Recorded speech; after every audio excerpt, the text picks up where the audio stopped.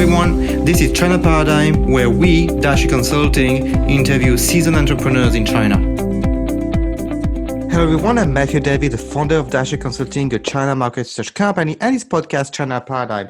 And today it's very special. I have two guests at the same time from Hong Kong, Kanch Porta Panjabi and Kate Padget-Koh. So you are...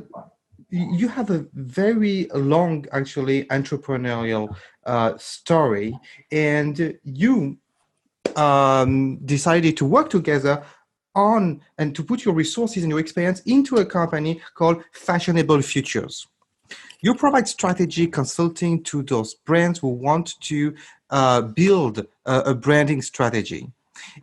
And you have a very, very strong experience in Asia, Hong Kong, China, by working in big companies like Li & Fong, Puma, for you, Kate, for instance, and for you, Kanch, to build your own brand, which I feel is a very, very different experience, very, very different story. And altogether, you are providing consulting strategy for those brands who want to adapt for the coming years with some values you insist on. And I want to already talk about them, which is sustainability, and that you insist a lot on it in your presentation, and transparency. So in order for people who listen to us, would you mind sharing a bit of cases you have been working on for the Chinese market? Let's say Greater China. Can we talk a little bit about how we operate, just so that your listeners can understand more clearly? Sure. Okay, so we work we have a number of products. We basically work in three areas. We work with large brands who want specific projects done around sustainability, innovation, and strategy. And they are probably in the midst of a transition of, coming from how they have been operating for some time. We are all very aware of the disruption in the fashion business and the fashion retail business. So we work with them to really look at how they can fast track any transformation they're currently engaged in. Secondly, we work with small brands, and small to medium-sized brands who really want to start on that sustainability journey. They may be so far into that, but they, again, want to progress it. And how we do this, we do one-on-one consulting, and we are just launching an online program for small to medium-sized fashion brands, and actually anyone in the fashion or associated space. It would also be suitable for beauty industry and so on. So we see that we need to get our message out there quite extensively. The third part, and this is probably also very relevant for China too, is we work with manufacturers. We notice that fashion manufacturers or manufacturers of apparel have been facing many challenges, and especially in China due to the trade war. So that they are looking for ways that they can progress themselves and become manufacturers of the future. And that's really what we are here to do. We understand this space very well, and how we operate is to really help companies navigate these challenging times. So to summarize, you segment into three different offers: one for big brands, one for smaller brands, and one for manufacturers. Yes, and with all of them, you work specifically, and you insist again on the word sustainability. Before we go a bit deeper, how would you define sustainability? I feel people may use this word for different reasons. A business is sustainable when it's making profits in some way. It's sustainable when so it's not affecting the environment and the stakeholders around them. It's sustainable when the brand is solid enough to actually continue to exist after the CEO may be replaced and so on. So how do you define sustainability? It's a very good question. And we actually have one part of our online program around this word because it's rather overused, and it's really it is to sustain over time. I think Kanch can talk a little bit more about what we mean by sustainability. Yeah, sure. So sustainability focuses on meeting the needs of the present without compromising the ability of future generations. So to us, really, sustainability is, we understand businesses need to make a profit, sure. But for us, sustainability is really about making a product that is not harming the environment that we are and our future generations. So, whether it be producing new clothes or upcycling or reusing or remaking, it's about how are you affecting the planet while you're doing that. And the planet in different areas, so it could be, so I think for a lot of brands to do everything, it's quite difficult. So it could be that you focus on water. It could be that you focus on, the social aspect. It could be that you focus on solar. So it really just depends on what the brand is doing. But I think sustainability is a big word. And under that, you have different umbrellas, right? Is there anything else you can add to that, Kate? I think a lot of it is around being conscious of what you are doing. We're at a time where, it can't be just growth. We have a lot of, like if we stop buying clothes, all of us, and we didn't buy anything for the next 5 years, we would be fine, right? All three of us. For fashion people like us, probably a bit longer. If I don't buy anything, for the next 10, I'm fine, right? So what it is we're never going to stop buying fashion. We're never going to stop being engaged in fashion. But what is the future of fashion when we look at it from a conscious perspective? Another core part of what we're doing is design thinking and creating designers of the future. We see sustainability being very much about building future leaders. You talked about manufacturers as a third segment. The image we have of a manufacturer is to be very pragmatic, to provide products for the brands they work for, maybe at some point to create their own brand. But what is leading them to think about sustainability? What do you think is pushing them to think about sustainability? And I'm talking specifically about the Chinese manufacturers, which may have many other issues than thinking about other stakeholders or the future in the coming 5 or 10 years. Well, sorry, I'll just put it, but I think, yes, like yesterday we had this conversation with somebody, and it's the customer. The customer overnight is going to become demanding and say, look, if you want us to work with you, this amount of this amount of the collection needs to have these values around sustainability. So if they don't change, then I see. Irrelevant. Yeah. I see. And it's not just like the small, it's like the big brands. It's everybody, And I think we've seen it happen progressively the last 5 years, but I feel like in the next 1 to 2 years, it's going to be like overnight. You define sustainability in a very broad way, and not to damage your future. Not the present work and action don't damage the future. How does it convert into actions with the work you do with the brands, big brands, small brands, and factories? Do you want to tackle that one, Kate? Sure. So I think that critically we look at what is, why do brands do what they do? And we get them to look at what they are doing, their operations, and why they exist, and what they want, how they want to leave the world. So, it's very much about legacy and impact.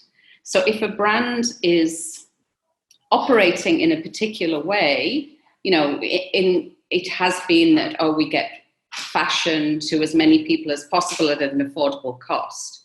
But we also know that there's been a cost to that, right? And an environmental cost. And also, for the past, 20 years, we've trained generations to buy and consume clothing and, maybe wear it once, maybe not wear it.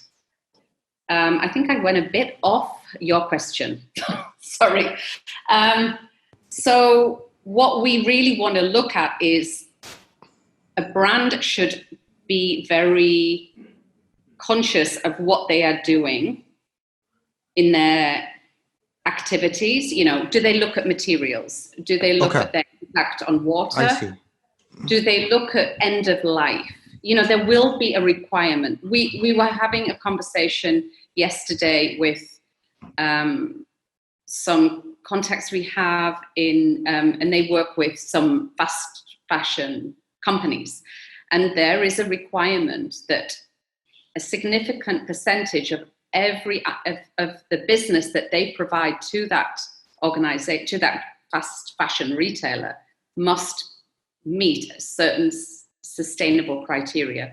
That criteria covers factory certifications, material requirements, impact in water, and they are operating in China. So is your work with your clients to assess what to do to actually work on the transformation with them and implement it? Where do you specifically work on? We look at how you begin that journey, because this is a very complex subject, and our superpower is to make it simple. So we take a very complex subject and we make it simple and manageable. We are not technical in the respect that we do not measure energy and, we do not test water and so on. But we do have very strong partners who we then would hand off to. So what we see that we are able to help brands navigate that world, that sustainability conversation, because there's a lot of information out there. It's very confusing and people are very concerned about saying and doing the wrong thing. Yeah, and the risk is the risk could be to be only words, right?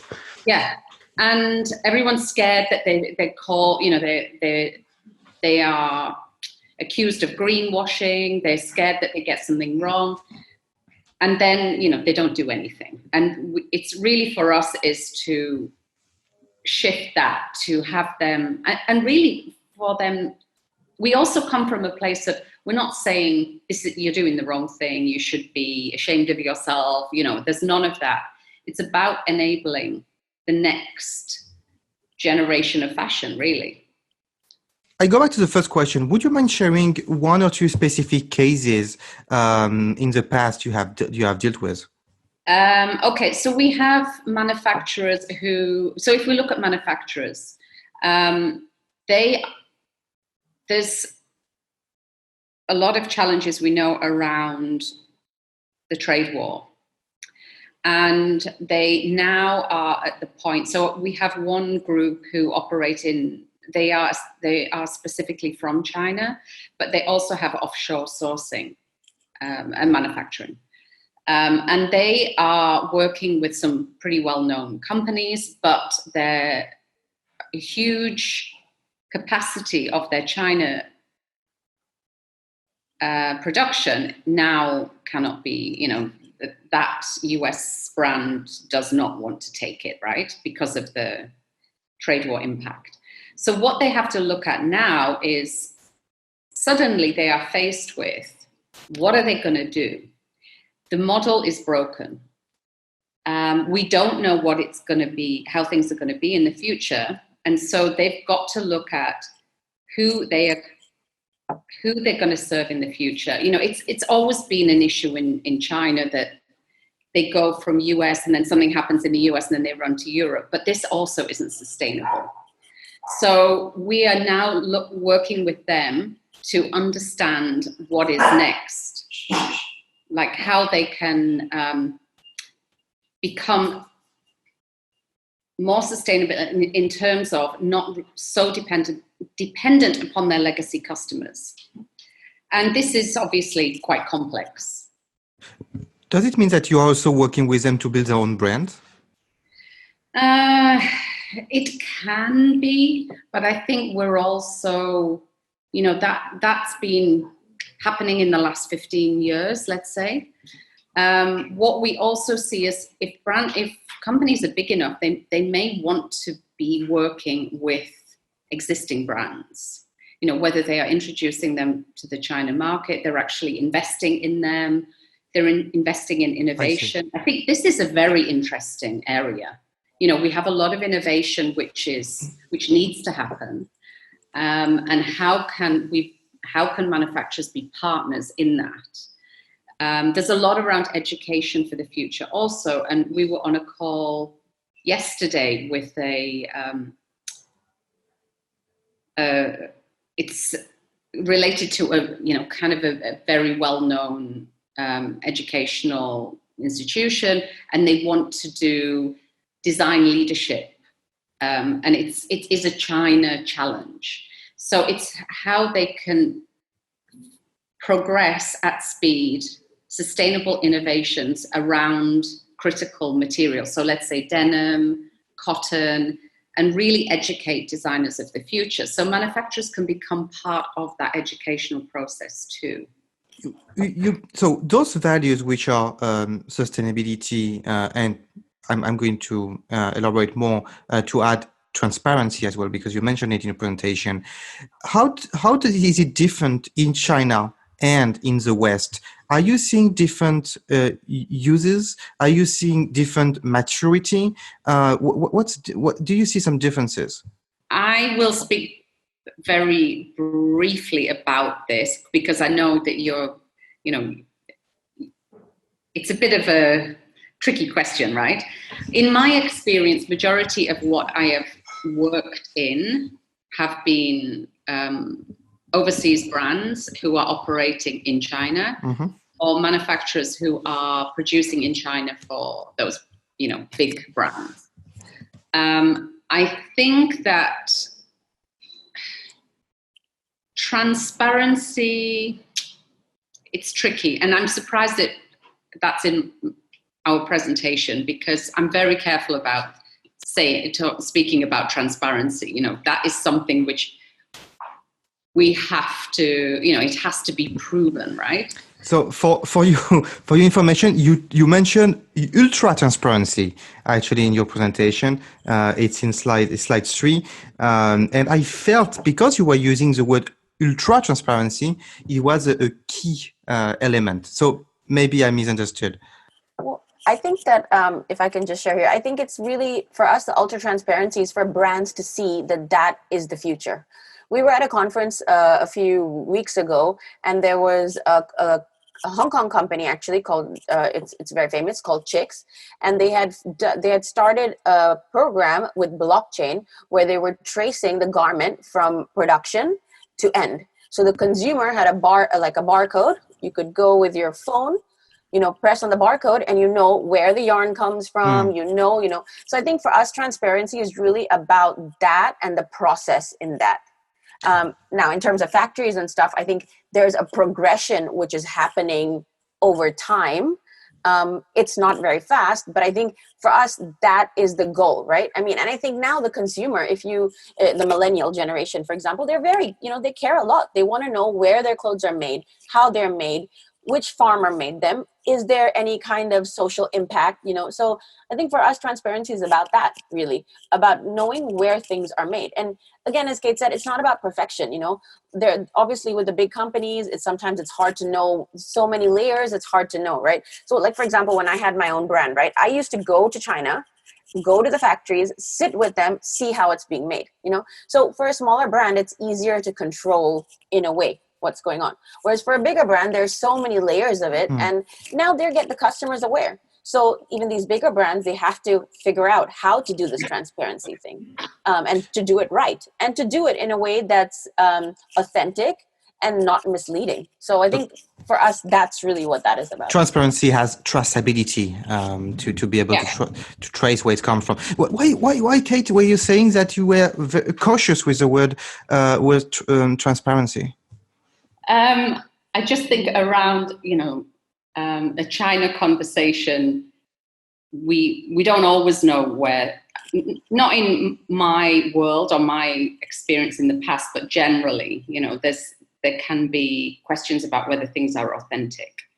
However, what I also want to bring into the conversation is, we also, in China, there's so much incredible innovation which is happening. And we have some clients and partners that we work with in the South that are doing amazing supply chain solutions, which are fully traceable, which are really progressive. And I think that's really exciting. And this is just the beginning. So we know that there have been companies that have just, set up in Hong Kong because of the access to South China and all the innovations that are happening. And I really think that we're in a very unique position to be able to, for new brands, this is an ideal place to operate from. The ease of doing business and the access to the rest of the world and to sustainable innovation is really valuable. That's a very good transition to another set of questions I'd like to ask you about. Why should someone create a brand? When do you need to create a brand? I remember I had this conversation with a Chinese saying, I want to create my brand. And I asked her, why? Because it's mine. Because it's me. I want to create a brand because it's me. Is the will to express yourself in a product enough to create a brand? How do you analyze this? Yeah, this is really good because we talk about this all the time. We talk about it a lot. I'll speak about it briefly and then Kanch will take over. So nobody needs to create another brand. We have so many brands. It's probably the easiest to do ever. And, there's influencers, whether they're from China, whether they're from other parts of the world who really want to create brands, right? And there is no need for anything more. From my perspective, there are two reasons why you want to create a brand. The example you just made, which is, it's mine, and I would say that's probably from, I want to put something out there. You could say it's, kind of like ego, to have a brand that is yours. The other part of it I see, which I think is extremely valuable, is, for example, what Allbirds or Reformation or those kinds of brands, where they are creating brands which are educating customers to be using sustainable products, to look at how they engage in fashion in a way which is conscious, which is considered. And I think the future of a lot of brands is, it's a duty to provide something in the world which is educational and is a conscious way to engage with fashion. Yeah, I'll just end a little bit on that, but I think I totally agree with Kate. I think we don't need more stuff. There's a lot of stuff out there and you can find what you need with all the stuff out there. So I think if you're creating a brand, there really has to be certain values that you want to educate the world about. So as, Allbirds, Oveja, all these, they've got a real stand, and that's what they want to sell to the world. So I think if you have a real stand and a position, then yes, all means go ahead, create a brand. But if it's something you want to create because it's yours, that's fine, but I don't think that's a strong enough position because there's so many things out there. So yeah, you have to have some kind of educational aspect to want to get out there. And, at the same time, of course, it has to be beautiful. It has to be respectful. It has to be so many more things that the consumer is now demanding. So 10 years ago, when I started my brand, Net-a-Porter has just started. Online was not even big. There was no Instagram, So it's much easier to create a brand, but I think it's also much harder because there's so much more out there and everybody has access to everything. So, yeah. So you just said that if you find out a segment where you need to educate the population, your potential clients, yes, it could be a good reason to create a brand. How do you find those segments? Maybe it's your work. How do you find those segments where there is still a gap to create a brand? How do you find what is going to be fashionable? And you actually, if I understand correctly, but maybe you will correct me, sustainability in some way is the new fashion. There are good reasons to adopt this fashion, but it's a new fashion. So how do you first think, how do you assess those gaps where there is a need for education and new products which convey those messages and education? And secondly, how do you know what's going to be fashionable? Well, I think market research, to see if it's something like, okay, I want to create, going in the purpose of creating a brand for sustainability, then you really have to see what's out there. And what is the product that's like, the guys, again, the guys who created Allbirds, right? It was like nobody was using wool with a shoe at that time, right? And so it was a very new concept, and they spent, I think, like, I don't know, at least over 10 years in just developing the product. And then they had over 150, prototypes before they got the right one. So I think it's market research, having an idea, and also having a connection to the idea, So like, I think the founder of Allbirds, he knew a lot about farms and, that. So it's like there has to be some kind of connection as well. So first, obviously, look at the market, and then like a connection, find a connection to you that's really a deep connection of a reason for doing it, So I think that's, and then, market testing, consumer, go out to the consumer and see what's the consumer feedback. So I think what a lot of people do is they say, okay, I'm going to create this brand, start something, and then go out and test the market. But then it's too late. I think it's a bit contrarian to what the image we have of a creator who is going to stay alone, create his own pieces and so on. What you are describing is actually a process where you listen to the society, you listen to the consumers in order to create your brand. Is it the way we create brands in the 21st century? Definitely. Social media is so active. People are constantly engaging with each other. And, you can put anything out there.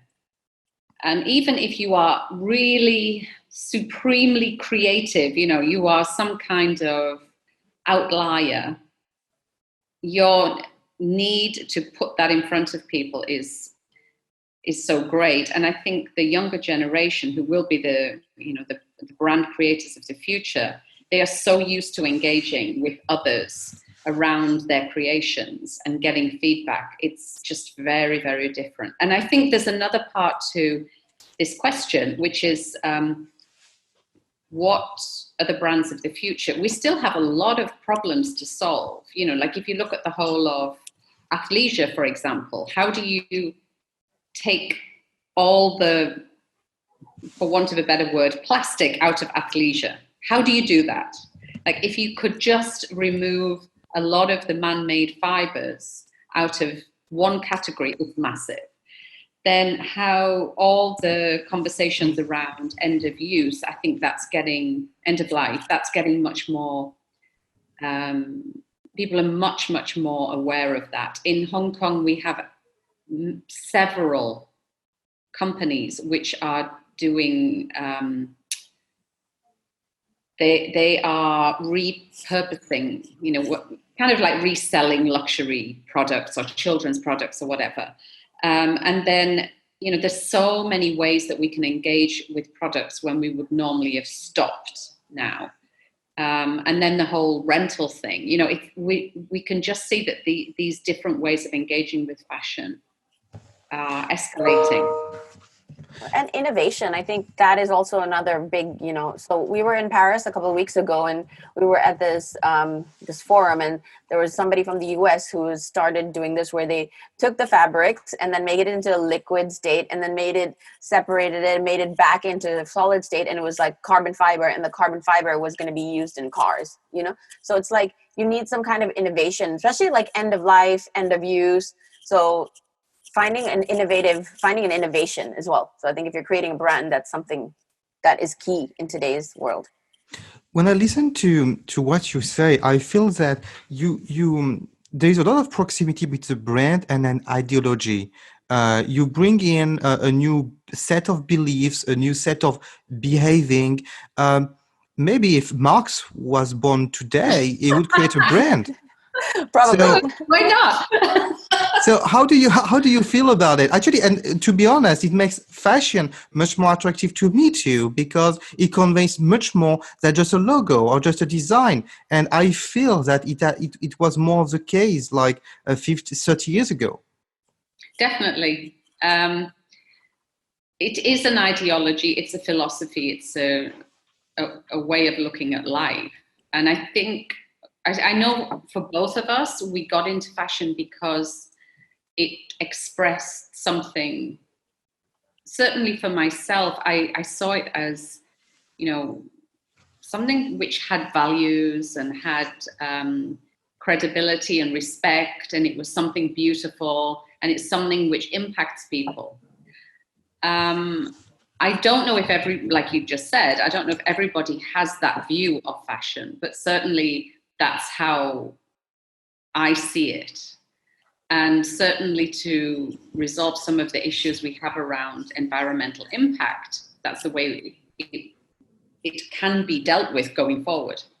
Yeah, and I think with the thing that happened is with fast fashion, we lost a little bit of the soul, because, when I created my collections, and I'm sure Kate probably the same, is like, we really went into study something like, I don't know, for example, the collection was about dance, right? Then you went there, you studied dance, you really understood the movement, you did drawings, you did toiling. And then from there came like a 5-piece collection, which was, you understood there was like a reason why every fold was in its place, why I used to do my own prints, why every print had some kind of, or what was your message in the print to the world. Whereas with fast fashion, you just kind of lost that. It was like quick clothes, cheap prices.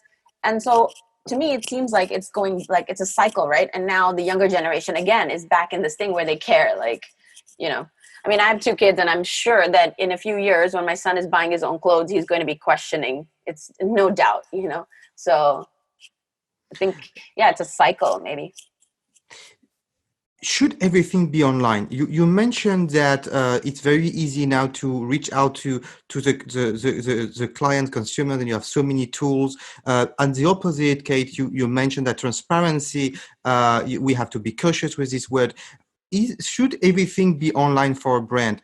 And I'm specifically thinking about the luxury brands, which are always very slow actually to disclose and to be everywhere. They were very slow to go online to have their first website. They were very slow to open their first e-commerce website. They are very slow to go on social media. They don't really know how to communicate out of the shop. I mean, out of the boutique. Now they know, but it took time. So what about, should a brand be everywhere, put everything online? When you say put everything online, you mean to sell? Oh no, I'm thinking all communication, all transparency. I would, if we go up to the full meaning of transparency, you would actually put cameras in the office of every brand to show how they work. So should we go to this extreme where actually you see everything of what they do and how they behave internally? How is it diverse? Is the team diverse? Do they behave respectfully to each other? And then you can show it with cameras everywhere. So how far do we go? I don't know if that's going to happen. I don't really have a point of view on that. I think we get so much stuff online that we're already, overwhelmed with information.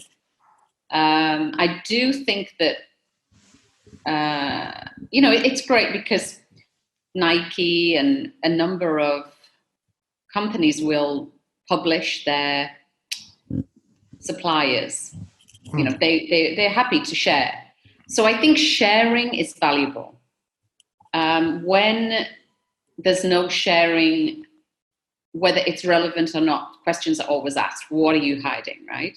So there's one thing which we've become very aware of and very happy about, is that when we talk about sustainability in fashion, it becomes less about competition and more about collaboration. So people are willing to share information.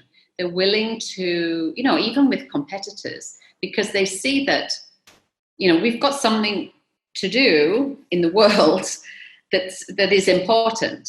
Otherwise, whether we've got 11 years left or whatever that is, if we don't do something together, this is not the time to be competitive.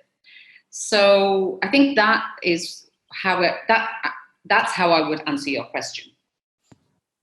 Yeah, I think I agree too. I think, fashion has always been very linear, and you see it getting more circular in terms of like the brands collaborating. And I think, online, definitely you need some kind of presence. Again, how deep you go and what the relevant information that you share, but also, like in store, and like, I think a physical presence is also necessary. So I think you need to have like a mix of both in a way, whether it's like via pop-ups, this is terms of like representing and selling your product.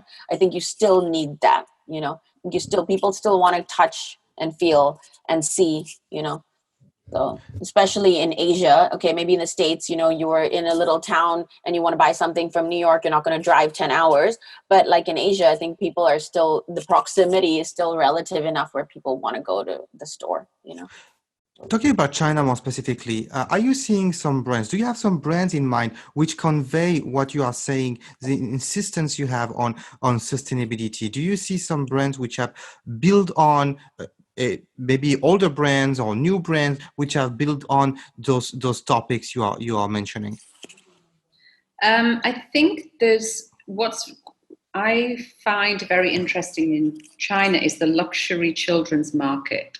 Because they're very conscious of what their children are going to be wearing, and they have a very high quality commitment. And, I can see where that comes from. And I believe from the research I've done in this area, they are miles ahead of majority of other countries. And that's, it's very much their connection with their kids and how the future generation is cared for. So I do consider that as being very relevant and valuable. Interesting. I can't, sorry, I can't think of a name of a brand off the top of my head for you. Okay. We are heading to the end of the interview, and we have a couple of questions, at the end of every interview about books, about what you have witnessed in the market. So what books have inspired you most as entrepreneurs, as makers of brands? How long have you got?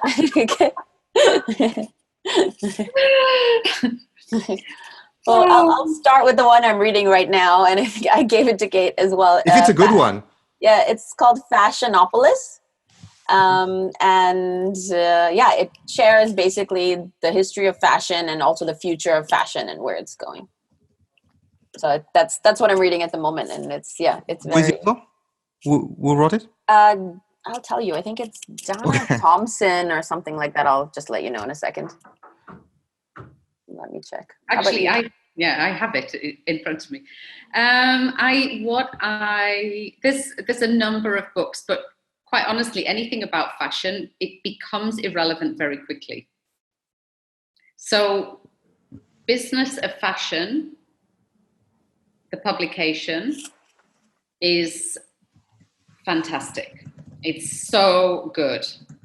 And I think also the Financial Times, especially Weekend, that it has there's a lot of subjects around in there. And I think I would tend to read more from those publications. It's also, I don't want to say my laziness, but my shorter attention span that I tend to read from publications than books at the moment. I see. So it answers the second question I had, how to stay up to date. I understand it's a business of fashion. And podcasts. Yeah, podcasts. Tons of podcasts. Which ones are interesting about fashion? The Business of Fashion does fantastic ones. Yeah, very good ones. And then there's some really good ones like Finding Mastery. Although it's not related to fashion, he interviews like very high performing individuals. And so it's like really good for business people because like, how do you have more productivity? Everybody wants that, right? Everybody wants to.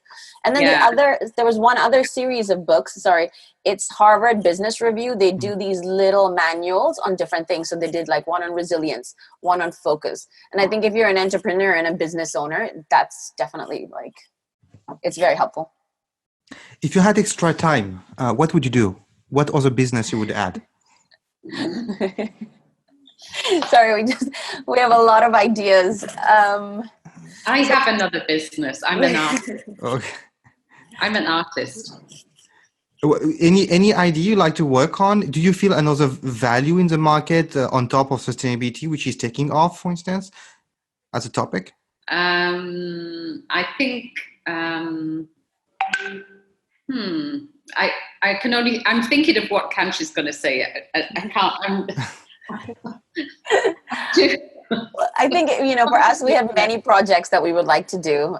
Something around blockchain, and then I have another project which is around F&B and you know, vegan and plant-based. So, and yeah, Kate and her art and fashion from that. So, I mean, we have a lot of projects and just not enough hours, I think. What? Yeah. Right now, we are very focused on this consultancy, but we are, we constantly have ideas. What unexpected success you have witnessed over the last, let's say, three years? Something you would not have expected to be successful to work and actually became massive and worked very well. Are you talking about other brands? Anything you have witnessed in Asia, generally speaking, China more specifically, that you were not expecting to succeed? Giving you an example, for me, 10 years ago when I arrived in China, people were still paying cash to get delivered online. And now it's everything digital on WeChat and much more advanced than the West. So that's, for me, very contrarian. So what have you witnessed which could have been contrarian for you 3 years ago, which is happening now and is becoming successful mainstream? I think there's so many things. Of course, you know, payment systems, as you were mentioning. Also with the way that Alibaba and a lot of those Taobao and so on, a lot of those platforms, how huge they've become and how much more advanced they are in AI and data than anyone in the West. And I think, you know, and also the infrastructure development in China. I mean, I took earlier this year, I took the bridge from Hong Kong to Zhuhai, and, you know, the ease of going through immigration and all of these things, which 10 years ago, and when you arrived, do you remember? Just how much the infrastructure has changed. And, you know, also cleaned up. I mean, Shanghai now is a very beautiful and relatively clean city. Yeah, yeah. Kanch, what would you say? What has been surprising the to you? high-speed train. Yeah. And the opposite, what have you seen as a failure over the last 3 years? You would not have expected to become a failure. Many. You know where we live, that what we are dealing with currently. Okay. The process. We never expected this. Okay. To the extent it is. I see. Yeah, definitely. Well, I think on a grander level, for me being Indian, education, you know, because if you, like, you know, coming from India and focusing a lot around there, you see most of the population is still uneducated, like not being able to read or write, you know. And I think for me, that's like, considering that we have internet and everything is everywhere, it's just like the contrasts. I feel like that is just, at some point, like that doesn't work, you know? Yeah, in 2019, yeah. So I think that's kind of a shame. Thanks for your time. I hope you enjoyed it. And it will be published, I believe, in 10 days. Okay, perfect. Great. Thank you. Thanks for listening. Take care. Bye-bye, everyone. Bye.